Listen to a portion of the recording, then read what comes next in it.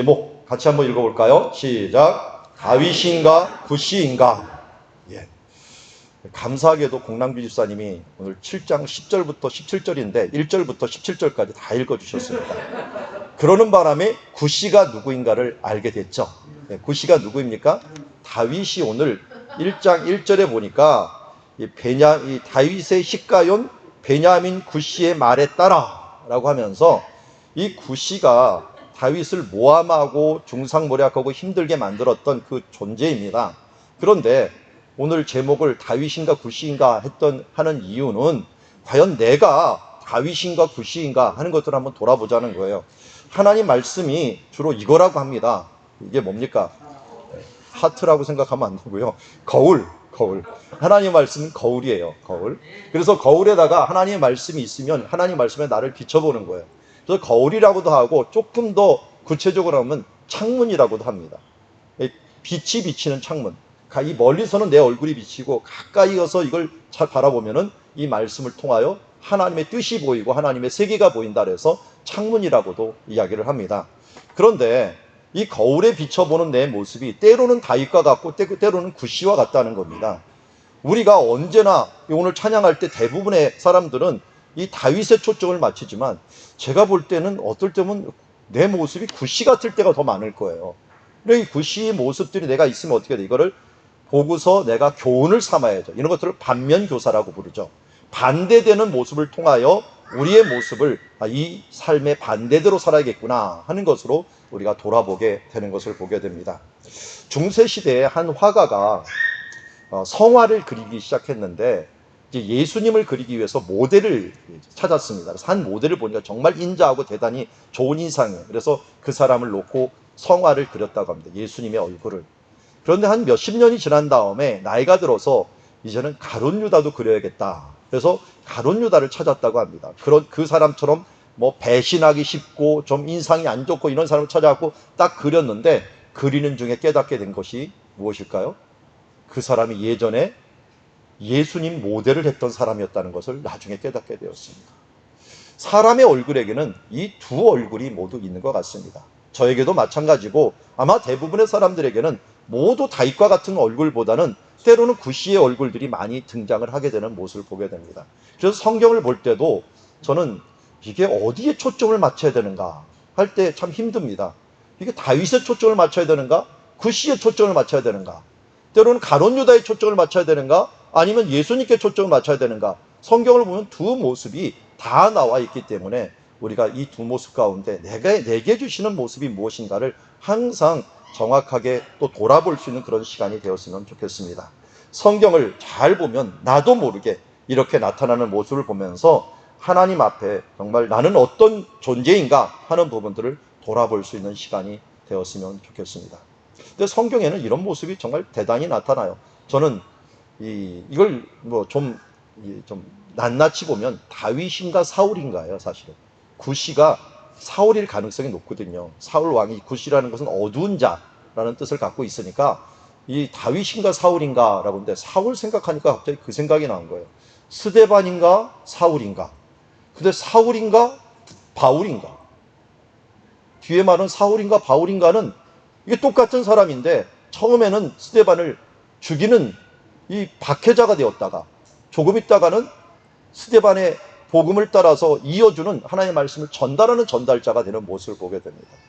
우리의 모습이 나도 모르게 베드로가 때로는 사탄이 되기도 하고 때로는 예수님의 수제자가 되기도 하는 모습들을 통하여 우리는 언제든지 우리의 모습이 이렇게 저렇게 변할 수 있다는 사실들을 알고 항상 겸손하게 우리의 모습을 하나님의 말씀에 비춰보고 그 비춰보는 말씀을 통하여 하나님의 뜻이 무엇인가를 돌아보기를 원합니다. 우리 7편을 보면은 이제 말씀 시편을 보면은요 이 말씀을 너무 좋은 말들 그 말이 그 말 같고 또 그 말이 그 말 그러니까 시편을 지나고 나면 이게 내가 본 말씀인가 여기서 뭘 깨달았지 하면서 모를 때가 많아요. 그렇지 않기 위해서는요 이 키워드를 기억하는 게 좋습니다. 첫 번째 1절 보니까 우리 지난주에 보았던 말씀 내가 주께 피하오니 이 말씀 기억하시죠? 내가 주께 피하면 어떻게 돼요? 주님이 내 편이 되시는 거죠. 주님이 내 편이 되자고 하는 게 아니라, 그렇게 기도하는 게 아니라 내가 먼저 주님의 편이 되면은 주님이 내 편이 되신다라는 것들. 그리고 그 다음에 건져낼 자가 없으면 하면서 3절에는 내가 이런 일을 행하였거나 라고 하는 말을. 자, 이 말씀을 통해요, 구체적인 기도를 해라. 하나님 앞에 내가 이런 일을 행하였는지 또 이런 부분들이 있는지를 구체적으로 기도하라 라고 하는 말씀을 주셨습니다. 그리고 8절 말씀 보면은 여호와의 나의 의와 나의 성실을 따라 나를 심판하소서 하면서 하나님 앞에 내가 과연 의인인가? 나는 성실한 자인가? 라고 하는 걸 돌아보라 그랬죠. 그런데 다윗이 이렇게 말할 수 있는 이유는 뭐라 그랬습니까? 이 문제에 관하여는, 다른 것으로 확대하지 말라는 거예요. 이 문제에 관하여는 내가 사울왕을 죽이려고 하지 않았고 그런 마음을 먹은 적도 없습니다 하는 것에 대한 성실함이고, 또 하나는 예수 그리스도의 이름을 힘입어, 예수 그리스도의 보혈을 힘입어 내가 주님 앞에 의롭게 된 자이기 때문에 사탄이 아무리 나를 무너뜨린다고 해도 예수님께서 나를 의롭다 하셨기 때문에 내가 당당할 수 있는 것이다 하는 부분들을, 우리 세 가지 포인트를 지난주에 말씀을 보았습니다. 이제 오늘 우리가 보는 말씀들은 바로 한 네 가지라고 할 수 있는데 크게는 세 가지라고 할 수가 있습니다. 먼저 하나님이 나의 방패가 되신다 라고 하는 부분들과, 그리고 12절에 보면 회개하지 아니하면 이라는 말, 나아가서 우리가 자기 함정에 빠지고 라고 하는 말이라고 할 수가 있는데요. 오늘 말씀을 한번 더 읽어봤으면 좋겠습니다. 우리 한 절 한 절씩 한번 교독하면서 말씀을 되새김질. 시편은 좀 압축이 되어 있기 때문에 제가 제목을 정했으니까요, 그 제목에 따라서 한번 큰 그림을 그려보면서 하나님 말씀 보고 이 말씀해 주시는 말씀들을 하나하나 우리 알아가 보도록 하겠습니다. 10절부터 나의 방패는 마음이 정직한 자를 구원하시는 하나님께 있도다.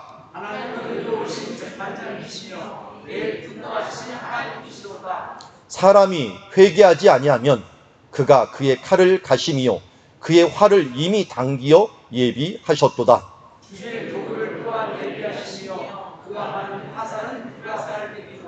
악인이 죄악을 낳음이요 재앙을 베어 거짓을 낳았도다. 그의 재앙은 자기 머리 위로 돌아가고 그의 포악은 자기 정수리에 내리리로다. 지존하신 여호와의 이름을 찬양하리로다. 아멘. 먼저 10절에서 11절의 말씀입니다. 나의 방패는 이라고 하는데, 오늘 시인이 이름이 누구예요? 이 시를 지은 사람이 다윗이죠. 그러니까 다윗의 방패는 이라는 뜻이죠. 다윗의 방패라고 불리는 방패가 여기 있습니다. 그래서 여기 원어에도요, 방패라는 말이 마겐이라고 나와요. 마겐. 근데 여기 마겐이라는 말 영어로 보이십니까? 앰뷸런스인데요. 이스라엘 앰뷸런스. 이 앰뷸런스는 유명합니다. 이스라엘 앰뷸런스, 제가 예루살렘에 살 때 이 앰뷸런스의 이 특징이 있었어요. 1분 안에 온다. 어디든지 문제가 생기면 1분 안에 온다. 우리는 5분 안에 온다는 말이 있죠. 그런데 이 앰뷸런스 진짜 1분 안에 와요. 어디에 숨어 있는지 1분 안에 달려옵니다. 특별히 폭발물이 있다, 테러가 일어났다, 그러면 어디서 달려왔는지 1분 안에 오는. 근데 이 이름이 뭐냐면, 이 앰뷸런스 이름이 마겐 다비드예요. 물론 거기 아돔이라는 게 이제 붉은 다윗의 방패라는 뜻이에요. 다윗의 방패, 그러니까 앰뷸런스가 방패가 되어주는 그런 모습을 보게 되는데, 우리가 잘 알지 국기도 이렇게 돼 있죠. 다윗의 국기. 그래서 다윗의 국기, 이스라엘 국기라든지 이런 앰뷸런스라든지 이런 모습들이 보호 장치를 이야기할 때는 무조건 다윗의 방패, 마겐 다비드라고 하는 이름을 쓰곤 합니다. 그처럼 다윗이 하나님을 방패 삼았던 일들이 그 후손들에게는 우리도 다윗처럼 하나님을 우리의 방패로 삼아야겠다라고 하는 그 의지가 나오는 게 바로 이러한 고백에서 나왔다라고 할 수가 있습니다. 그럼 우리가 좋은 모범을 보여주면은 그 다음 세대도 나도 그렇게 살아야지, 나도 그것을 방패를 삼아야지. 우리가 위인전을 읽는 이유가 뭡니까? 그 위인들을 보면서 그들이 이렇게 삶을 이겨나갔구나 하는 것을 보면 나도 그렇게 해야 되지 않는데, 다윗이 어떻게 됩니까? 여호와를 방패 삼은 것입니다. 그 말을 좀 다르게 한 것뿐이에요. 나의 방패는 마음이 정직한 자를 구원하시는 하나님께 있도다. 다 제외하고 나의 방패는 뭐예요? 하나님이시다. 하나님은 나의 방패시다 라고 말하는 것입니다.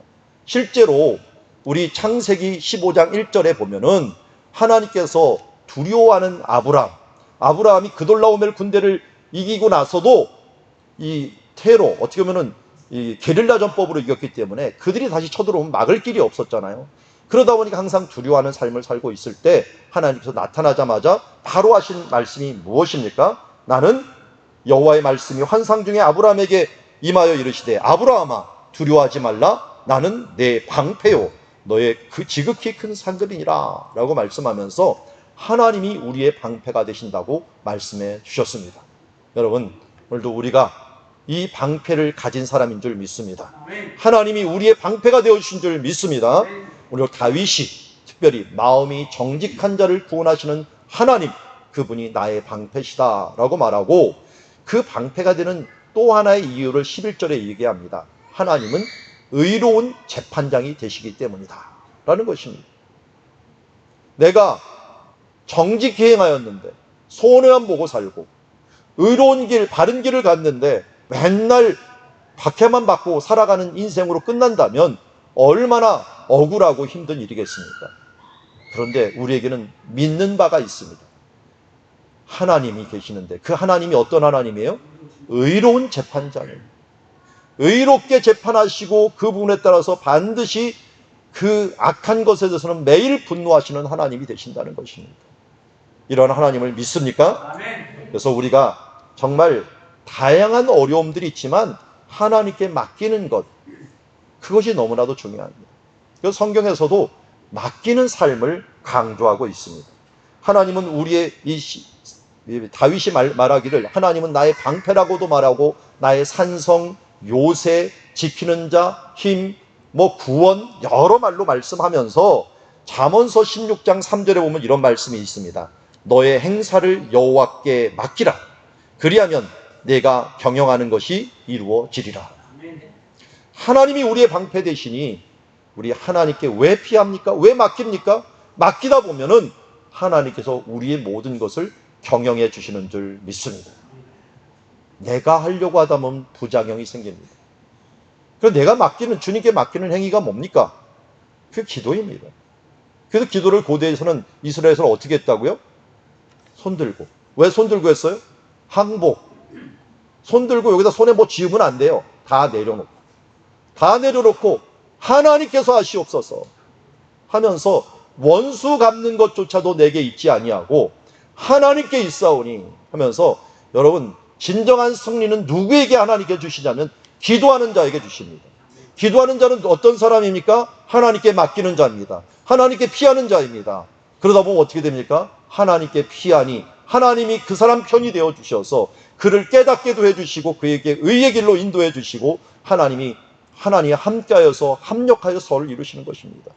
아니 기도하면 무조건 때를 쓰다고 이기는 게 아닙니다. 기도하면 이 특징이 있어요. 기도하면 안 들어주실 때가 있어요. 그때는 무슨 순간이냐면 나를 교정하는 순간. 그래서 기도하면서 하나님의 뜻을 알아갈 수 있도록 하나 두 개 고쳐가다가 하나님의 뜻이 무엇인가를 집중적으로 기도하게 되고 그러는 중에 하나님께서 우리의 방패가 되어주시며 우리의 도우심이 되어 주시는 줄 믿습니다. 시편 37편 5절에도 이렇게 말씀합니다. 내 길을 여호와께 맡기라. 그를 의지하면 그가 이루시고 내 의를 빛같이 나타내시며 내 공의를 정오의 빛같이 하시리라. 시편 55편 2절에도 내 짐을 여호와께 맡기라. 그가 너를 붙드시고 의인의 요동함을 영원히 허락치 아니하시리라. 맡기는 자, 기도하는 자에게 하나님께서 함께 하시는 줄 믿습니다. 여러분의 삶을 기도하며 주님 앞에 맡기는 삶으로 나아가는 지혜로운 청지기들이 되기를 주의 이름으로 축원합니다. 이제 두 번째 12절부터 13절 말씀 보니 사람이 회개하지 아니하면 이라고 말씀합니다. 참 여기 보니까 무서워요. 회개하지 아니하면 이라고 하는데 이 회개라는 이 말은 제가 많이 말씀드리죠. 그냥 히브리어로 그냥 알아두십시오. 슈브라고 합니다. 슈브. 슈브라는 말은 회개라는 말보다 더 많이 쓰는 게 유턴입니다. 유턴. 돌아오다라는 거예요. 돌아오다. 돌아오다는 말로 회개는 이 성경의 특성상 돌아오는 일을 의미합니다. 성경이 왜 주어졌습니까? 성경의 그 특징을 여러 가지 말씀할 때 구원과 온전케 함이지만 그 온전케 함에 있어서 성경은 교훈과 책망과 바르게 함과 의로 교육하기에 유익하다라고 말씀합니다. 성경이 우리를 돌아오게 만드는 거예요. 그래서 바로 서서 만드는 일들이 주시는 교훈이 바로 성경이라고 말씀합니다. 그래서 회개는 다른 것이 아닙니다. 반성하는 게 아니에요. 후회하는 게 아니에요. 그 자리에서 나를 그냥 한탄하는 게 아니에요. 그거는 가룟 유다가 했던 일이에요. 가룟 유다는 나는 내가 하지 말았어야 되는데 심지어 돈까지 던져버리고 나는 이거 상관없다라고 하면서 왔지만 그가 하지 않은 하나 가장 큰 것이 뭐냐면 돌아옴입니다. 돌아옴.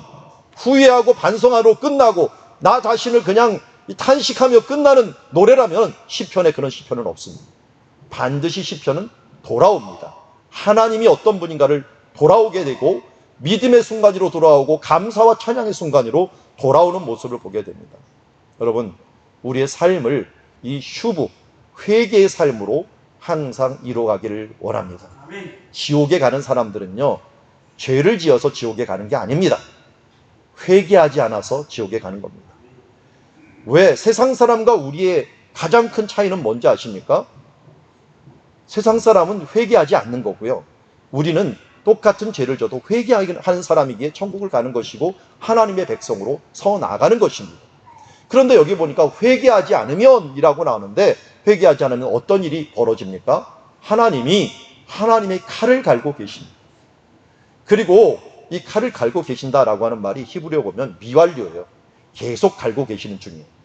그냥 한 번만 가지고 욱하는 게 아니라 계속 갈고 계셔요. 그리고 그 다음 그 활을 이미 당기어 라고 하는데요. 여기는 위하고 틀려요. 갈고 계시는 게 아니라 활을 당기었다.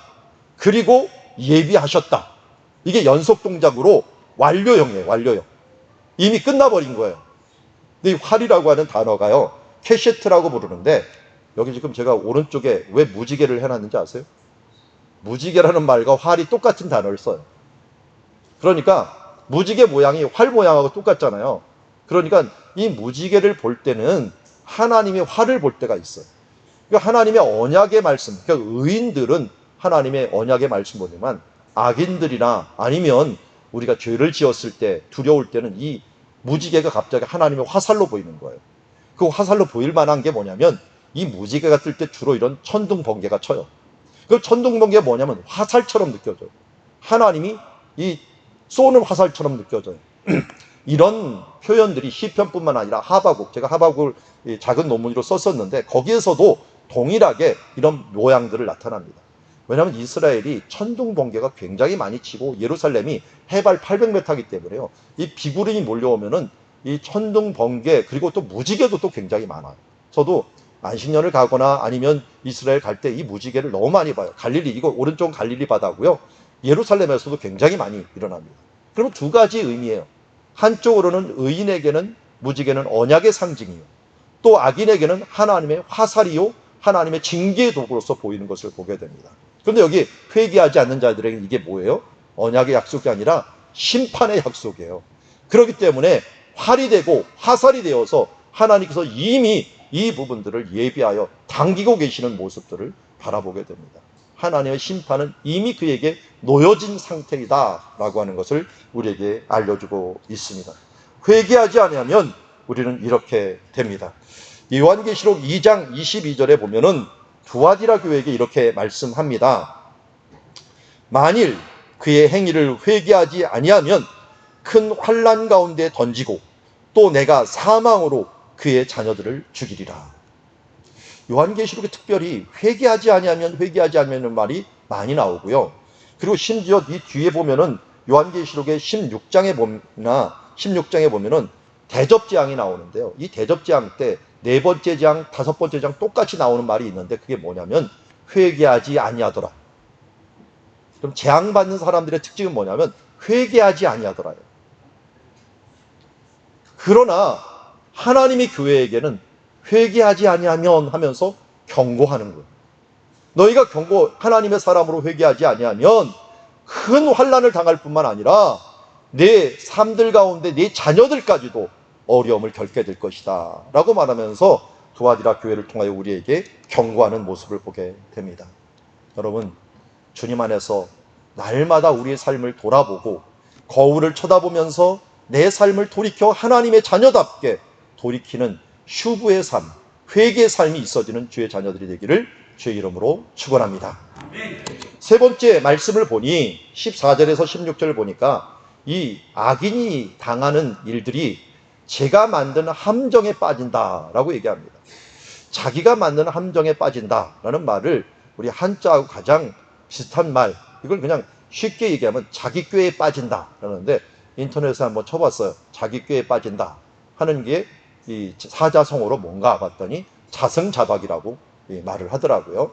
그러니까 자기가 자기 줄로 자기가 묶여버린다 라는 뜻을 갖고 있는 거예요. 그러니까 비슷한 말들이 많이 나오더라고요. 자승자박 말고 자업자득, 인과응보 이런 말들도 많이 비슷한 말로 나오는데, 여기 14절에 악인이 누구예요? 구씨를 의미합니다. 근데 사실은 원어를 보면 제가 깜짝 놀랐어요. 여기 한 단어는 빠지고 한 단어는 더해져 버렸어요. 한 단어가 뭐냐면 희내라는 단어가 원래 여기 있는데 없어져 버렸어요. 이 앞에. 이게 뭐냐면 보라라는 거예요. 보라라는 말 아니라 그랬죠? 희내는 주로 뭐라고요? 주의를 환기시키는 것. 이게 희내예요. 그러니까 번역이 힘들어요. 자, 주목! 이게 희내라는 말. 그래서 여기서 이제 그 시인이 좀 보라고 얘기를 하고 있는 거예요. 자, 이것 좀 보세요 하면서 얘기를 하는데, 여기도 악인이라고 하는 말이 또 없어요. 다 이 원어에는. 근은입니다. 근은. 근데 왜 악인이라고 할 수 없이 번역했나요?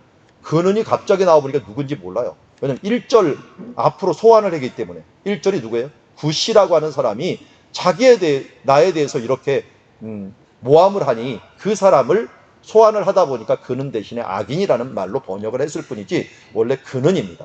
근은 죄악을 낳음이요 라고 말합니다. 그리고 그 악인이 죄악을 낳았고 이 뒤에 보면 평행구절로 어떻게 낳았는가 봤더니 재앙을 배워서 거짓을 낳았도다. 좀 어려운 말이긴 한데요. 잘 보니까 야고보서 1장 5절하고 15절하고 아주 비슷해요. 욕심이 잉태한 즉 죄를 낳고 죄가 장성한 즉 사망을 낳느니라. 그러니까 악인은 그 죄가 장성해 갖고 어떻게 해요? 결국은 사망을 낳아버리는 일들, 죄악을 낳아버리는 결과를 가져왔고, 재앙 이 뒤에 16절에도 재앙이 나오는데요. 재앙이 배어갖고 커지면서 거짓을 낳았도다. 그런데 이 거짓이라는 말이 쉐케르라는 말인데 번역이 너무 힘들어요. 왜냐하면 이 거짓이라는 말이 15절과 16절을 다 포함하고 있는 말이기 때문에 그래요. 그래서 쉽게 말해서는 자기 꾀에 빠졌다라고 하는 그 말을 다 포함하고 있는 거예요. 결국은 자기가 이 재앙을 어떻게든지 다윗에게 주려고, 다윗을 죽이려고 하고 다윗을 모함을 하려고 하고 하는 계획을 세웠는데 그 세운 결과가 결국은 자기에게로 돌아왔다라고 하는 말이 바로 이 단어인데, 그걸 풀어주는 말이 15절에서 16절의 말씀이라고 할 수가 있어요. 그래서 그가 웅덩이를 파서 만들었는데 자기 함정에 빠져버렸다. 그의 재앙을 계획하고 어떻게든 이 재앙으로 이 다윗을 고통을 주고서 그를 없애버리려고 했는데 그게 자기 머리 위로 돌아갔고 그의 포악은 자기 정수리에 내리로다 라고 말씀합니다. 구시를 제가 사울 왕에 가깝다고 했죠. 근데 사울 왕이 실제 그렇게 돼버렸어요. 사울 왕이 어떻게 죽었는지 아시죠? 이스라엘 골짜기에서 블레셋과 전쟁하다 죽었습니다. 근데 블레셋과 전쟁을 하는데 그가 당장 하나님께 물어야 되고 또 전쟁을 하는데 두 가지를 자기가 이미 스스로 잘라내버렸어요. 뭐냐면 하나님께 물어보려고 하면은 에봇이 있고 에봇을 입은 제사장이 필요해요. 근데 그런 제사장 85인을 이미 죽여버렸습니다.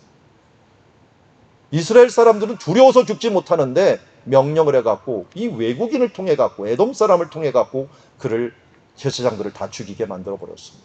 아주 이건 이스라엘 역사에서 있을 수 없는 그런 악을 저지른 결과 하나님께서 그에게 돌아보지 아니하고 그가 물어보아도 응답하지 않은 바람에 신접한 여인, 자기가 쫓아냈던 그 여인에게 가갖고 그것을 물어보는 결과를 가지게 되었고, 그 결과는 뭐였어? 더 자기를 힘들게 만드는 결과를 가지게 되었습니다.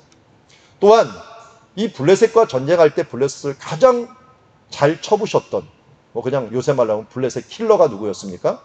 다윗이었죠. 다윗을 쫓아버렸어요. 차라리 그를 죽이려고 했어요. 그러다 보니까 당장 전쟁을 하려고 하니까 블레셋의 킬러도 없어졌죠. 하나님도 나를 돕지 않죠. 어떻게 전법을 세워야 될지 모르죠. 사람들, 특별히 유다에 있는 사람들은 다 등을 돌려갖고 이미 돕는 사람이 없는 그런 약한 군대가 되었죠. 스스로 자기가 판 무덤에 자기가 들어가 버리는 결과를 가지게 되었습니다. 이런 일들은 열왕기상에 굉장히 많이 나옵니다. 아합 왕이 이 열왕기상 21장 17절에 보니까 아합 왕이 나봇의 포도원을 뺏었습니다. 그랬더니 엘리야 선지자가 와서 내가 죽이고 또 빼앗았느냐 하셨다 하고, 또 그에게 이르기를 여호와의 말씀이 개들이 나봇의 피를 핥은 곳에서 개들이 내 피 곧 내 몸의 피도 핥으리라. 나봇의 포도원을 뺏기 위해서 의로운 사람을 죽이면서까지 그를 뺏었어요. 그런 내가 그 피를 흘렸느냐? 개들이 내 피를 핥게 될 것이다. 실제로 이 아합 왕은 전쟁터에서 과다출혈로 죽었습니다. 싸우다가 그냥 죽인 게 아니라 화살을 맞았는데 죽을 만치는 아닌데 이 전쟁터를 빠져나가지 못해갖고 피를 너무 많이 흘리는 바람에 결국 죽어갖고 사마리아에 왔는데 피가 흥건히 이 마차에 괴어 있으니까 개들이 그것을 피를 핥았다라고 성경은 말씀하고 있습니다. 요한계시록 16장 6절에도 마찬가지입니다. 그들이, 악인들이 성도들과 선지자들의 피를 흘렸으니 그들에게 피를 마시게 하신 것이 합당한 아이다 하면서 그 값을 치르겠다고 말씀합니다. 마태복음 7장 1절에는 비판을 받지 아니하거든 비판하지 말라라고 말씀합니다. 내가 비판을 하다 보면은 나도 모르게 이 비판은 어떻게 되는 거예요? 손가락으로 딱 하면은 누구를 지적을 하면 어떻게 해요? 세 손가락은 자기를 향하고 있다 그랬죠. 그런 동시에 나에 대해서 결국은 허물을 돌리는 거나 마찬가지라는 것입니다. 우리 지난 사역자였던 연 목사님이 미국에 있다가 오셔갖고 첫 설교 때 그 얘기를 해주었어요. 제 마음에 지금도 확 새겨지는데요. 미국에 있는 많은 교회에서 아이들이 청소년기를 지나고 이제 대학으로 딱 넘어가면은 대부분이 교회를 떠난답니다. 왜 떠나나 하는 것들을 이 미국 사회에서는 거의 정설로 알고 있다고 합니다. 왜냐하면 교회가 워낙 멀리 있다 보니까 흩어져 있던 사람들이 교회 쪽으로 이렇게 운전에다 오다 보면은 한 1시간 정도 걸린답니다. 근데 그때 아이들과 부모가 같이 대본 차를 타고 오는데 오는 길에 일어나는 일이 뻔하다고 합니다. 무슨 일이 일어날까요? 가깝게는 부부싸움부터 시작해서 나 갈 때는 교인들 욕을 하고 간답니다. 서로 사람들 욕을, 이 사람은 어떻고 저 사람은 어떻고 하면서 이게 비판을 하기 시작하다 보니까 아이들이 무슨 얘기를 듣냐면 다 교회에 대한 비판적인 이야기를 듣는다는 거예요. 그러다 보니까 교회 그런 교회 못 들어다녀? 그런 예수 왜 믿어? 우리 부모님들 보니까 예수 믿어 맨날 싸우네? 아니면 우리 부모님들 보니까 맨날 교인들 욕하는 거 보니까 의로운 사람 하나도 없네. 바른 사람 하나도 없네. 이 아이들의 마음속에 그런 것들이 확 자리 잡게 되면서 비판적인 사고를 가지고 교회를 떠나게 된다는 거예요. 저도 뜨끔했습니다. 나도 모르는 사이에 우리 가운데 비판적인 말들이 나오고 있질 않은가 하는 것을 한번 돌아보았으면 좋겠습니다. 감사의 말, 찬양의 말, 축복의 말이 나와야 되는데 어찌 우리는 다른 사람을 시기하고 질투하고 비판하는 말들이 내 입속에 나오다 보니까 우리 어린아이들이 나도 모르는 사이에 듣고서 자라는 바람에 이 잠재의식 속에 교회에 대한 부정적인 생각을 갖게 되고 결국은 나 때문에 교회를 떠나는 일들이 발생하는 이런 경우들이 생긴다는 것입니다. 자승자박, 결국은 내가 파놓은 그 함정에 내 자녀도 들어가 버리고 나 자신도 들어가 버리는 그런 결과들을 가지게 되는 모습을 보게 됩니다. 여러분, 우리의 모습을 한번 돌아봅시다. 구시의 이 모습이 과연 내 모습이 아니었는가 하는 것을 한번 돌아보면서 하나님 앞에서 우리가 이 정결타고 자랑을 하지 못하지만 그러나 최소한 우리가 하나님 앞에서 거룩한 것을 심고 거룩한 것을 거둘 수 있도록 심는 대로 거둔다고 했으니 우리 교회 올해 표처럼 사랑합니다, 감사합니다, 축복합니다 하면서 선으로 악을 이기고 긍정적인 말로 비판적인 말을 이겨나가면서 서로를 축복하는 시간이 되기를 원합니다. 이제 마지막으로 시의 항상 끝에 나오는 부분이 있습니다. 이게 뭐냐면 감사입니다.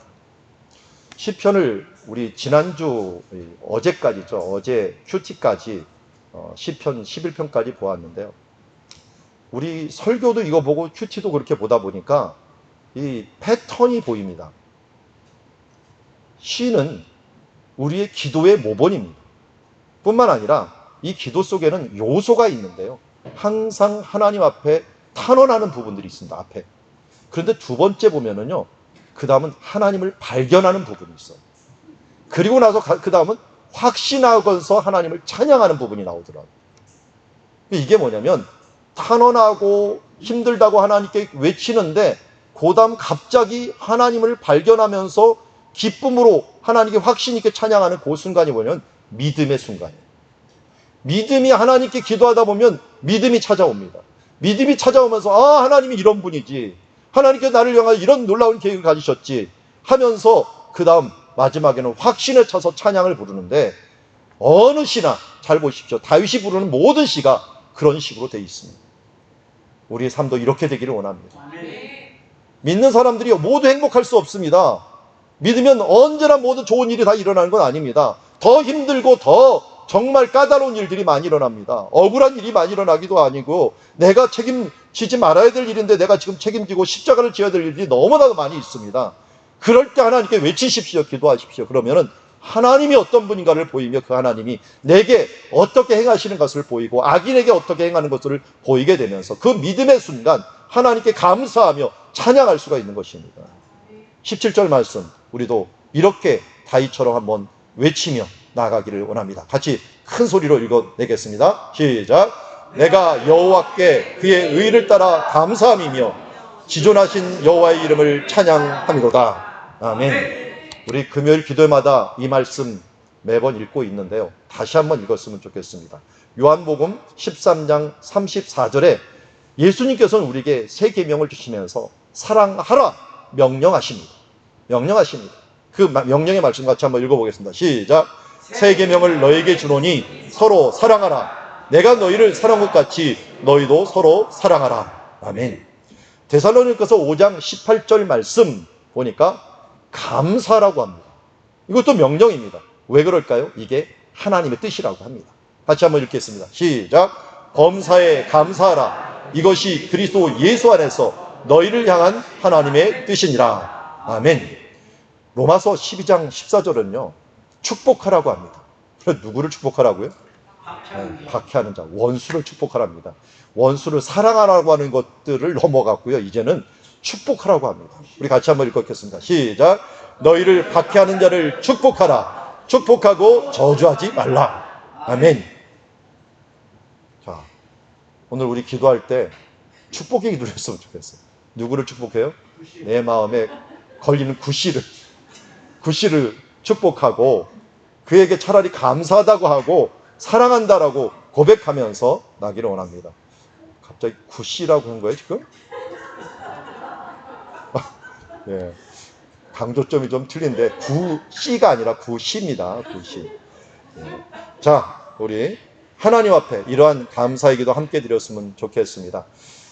우리 말씀을 한번 생각하면서 오늘 우리에게 주신 말씀 1절부터 9절 말씀까지 지난주에 보았듯이 주님께 피하는 자, 그리고 또 하나님 앞에 구체적으로 구하는 자, 또 하나님 예수 그리스도가 우리 의롭게 하신다는 것을 다시 한번 깨닫고 오늘 말씀을 한번 정리해 보면서 같이 기도하며 나아가기를 원합니다. 나의 방패가 되시는 하나님, 또 회개하시는 하나님, 회개하지 아니하면 이런 벌을 주시는 하나님을 바라보고 우리가 스스로 만든 자승자박에 빠지지 말고 나가야 되겠다 하는 것, 그리고 결국은 하나님께 감사하며 찬양하는 자 되겠다는 마음을 가지고 나가야 될 줄 믿습니다. 먼저 찬양을 하겠습니다. 순교자의 삶 함께 찬양하면서 주님, 이제는 우리가 이러한 순교의 삶으로 비판적인 삶을 이겨나가고 구시의 삶을 이겨서 다윗의 삶으로 우리의 삶으로 옮겨지는 삶이 되기를 원합니다 하는 마음으로 함께 찬양하며 나가기를 원합니다.